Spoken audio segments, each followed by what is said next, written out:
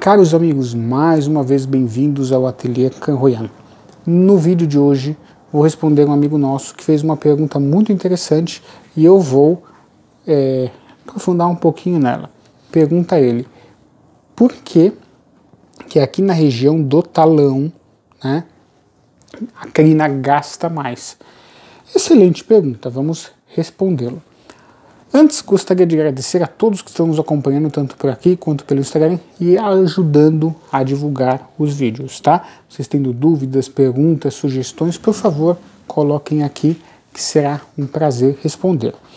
Mais uma vez, fazendo um adendo, às vezes eu demoro muito, tá? Para responder, porque eu gravo vários vídeos juntos. Então eu vejo sua pergunta, já tem vídeo que para entrar na próxima semana só vai ficar lá na outra, tá bom? Mas coloquem que mesmo assim eu vou responder. Bom, então, voltando à pergunta dele. Por que a crina gasta mais aqui, né?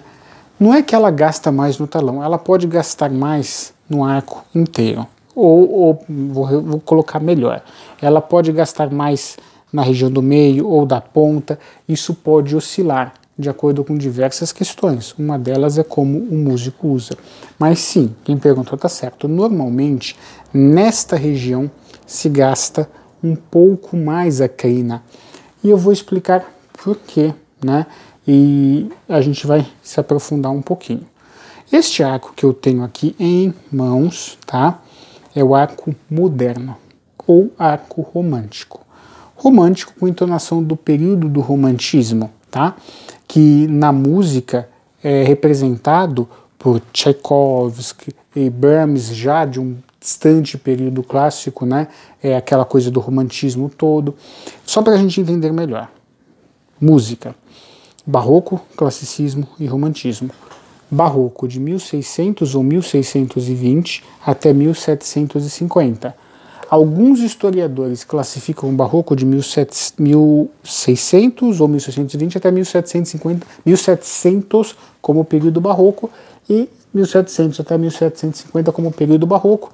Depois vem o classicismo de 1750 até 1810 e depois o romantismo. O arco, o violino também, mas agora a gente está falando de arco, nestes períodos era diferente. Ele veio sofrendo evoluções. Por quê? O som exigido, o som pedido, na época era diferente, tá? A música é uma arte efêmera, então é muito difícil você saber como era o som no período barroco. Como era o som no período barroco? Não tem como você saber, porque você não tem uma gravação do período barroco ali para você ouvir, tá? Como era, por exemplo, uma gravação da estreia de uma das antigas óperas do Monteverdi, né? Como que era o som quando foi composto Tancredo e Florinda, não tinha como saber isso. Por quê? Passou o som. Então, como nós estudamos, como a musicologia estuda o som do passado? Das diversas formas, duas são muito importantes, tá? Uma delas são os tratados. Já vou falar aqui do tratado do pai do Mozart, do Leopoldo Mozart. E a outra maneira são os instrumentos, arcos e acessórios. Então, como os arcos antigos daquele período, quando eu estou dizendo antigo, eu estou dizendo barroco, renascença, eram arcos que tinham uma curva para cima ou praticamente reto, eles não tinham essa curva, o som era diferente, tá? Então, você começava a nota, ela crescia e depois decrescia, tá? Então você começava, ela crescia e depois decrescia. Como dizia o pai do Mozart, Leopoldo Mozart, o som tem que imitar um sino, porque você tinha aquele badalo e decrescia. Então cada notinha você tinha essa ideia. Claro que ele não é lá do barroco, mas o barroco já utilizava esta ideia, né? Claro que dependendo, pegar o período da vida dele foi uma parte do barroco, mas enfim, vocês entenderam o que eu quis expressar.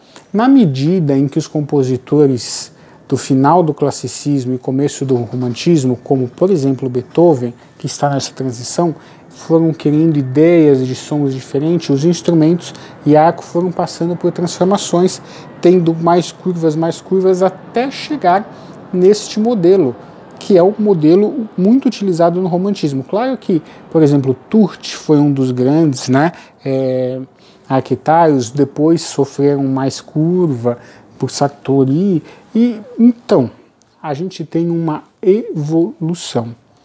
Por que a gente tem essa evolução? Por causa dessa questão do som. Agora eu vou amarrar com a pergunta do nosso amigo. O arco, ele tirava sons muito diferentes de partes diferentes. Você só conseguia ter mais pressão nesta região. Aqui ele já perdia a pressão. O controle no arco era muito mais difícil em algumas regiões. Tá? Por isso, os sinais de arco que nós temos hoje, né? Os sinais de arcos que nós temos hoje, que é aquele quadradinho para o arco para baixo, para o talão, e o Vzinho, arco para cima, eles vêm daí, tá? Eles vêm de V, de vilania, e o quadradinho vem de N, de nobreza, porque funcionava mais ou menos assim. Você tinha nobreza aqui no castelo, que era a realeza, que eles são reais porque eles são de verdade, eles importam, o resto não importava, né? E ali você tinha nas vilas os vilões, que era o que morava na vila, né? Por isso que esse termo depois acabou sendo usado, porque tinham as invasões de onde eles são os vilões, né? Que era o pessoal que vinha das vilas, né? E aí o arco naquele período, aqui você tinha som, era aquela coisa nobre, e aqui você não tinha som. Por isso eles utilizavam, olha, totalmente politicamente, né, fora do que seria hoje. A nobreza era a parte mais forte e o V, a vilania, era a parte mais fraca. E esses sinais acabaram ficando até hoje. Eu lembro uma vez que eu estava dando essa aula, né, e um aluno, numa classe que eu estava falando com cara de incrédulo, falou, pô, você não acredita em mim, por que que tá aqui, né?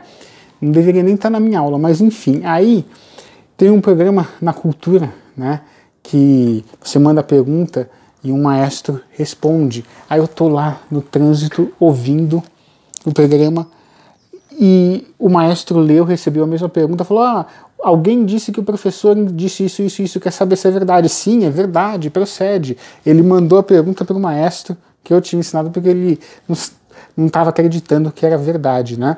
Poxa, você não está acreditando, não acompanha nossa aula, né? Se você não acredita no seu professor, você tem que mudar de professor. Simples assim. Enfim, voltando para cá, né? O que ocorre? Você tinha, então, aquele sinal para representar a parte que você tinha menos força do arco, que era o V de vilão, e o N de nobreza. Enfim, essa é a história dos sinais, tá bom? Pouca gente sabe, quase ninguém sabe disso. Os sinais acabaram ficando, que inclusive a gente usa de maneira errada, já vou explicar. Porém, o arco acabou evoluindo. Então, hoje você consegue tirar a mesma quantidade de som daqui e daqui. Então não teria nem mais sentido esses sinais com essa origem descabida, né? Que é essa origem, uma coisa assim que não tem absolutamente nada a ver. O que ocorre? Como hoje aqui você consegue tirar tanto som quanto aqui, você pode usar o arco aqui tirando muito som, aqui tirando muito som e aqui tirando muito som. Você precisa para isso ter técnica. Mas ficou nas técnicas, e também é mais fácil tirar o som aqui, então se usa mais essa região do arco normalmente. Tá? Principalmente porque ele está começando. Por isso, aqui gasta mais o arco. Tá? Então você tem toda uma origem de escolas técnicas que usavam mais a metade inferior quando queria mais som.